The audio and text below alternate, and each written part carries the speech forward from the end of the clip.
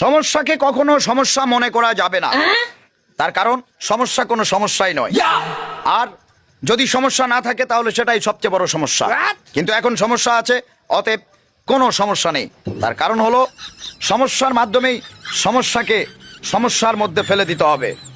অনেক সমস্যার ভিড়ে একটি সমস্যা হলো নানামুখী সমস্যা। কিন্তু কোন রকম সমস্যায় যদি সমস্যা করতে না পারে তাহলে তো কোনো সমস্যাই নেই। আবার যদি সমস্যা এসে সমস্যাকে আবার সমস্যা করে দেয় তাহলে এটা আরো একটি সমস্যা। সমস্যা নিয়ে কোন রকম কোনো সমস্যা মনে করবেন না। সকল সমস্যায় কোনো সমস্যাই নয়, আবার কোনো সমস্যাই নয়, এটি সবচেয়ে বড় সমস্যা। সবকিছুর মূলে সমস্যা থেকেই সমস্যা, সমস্যার ভিড়েই সমস্যা। সমস্যাকে সমস্যার মাধ্যমে সমস্যাকেই সমস্যা করে দিতে হবে। অতএব কোন রকম কোন সমস্যা নিয়ে আর কোনো সমস্যা নেই।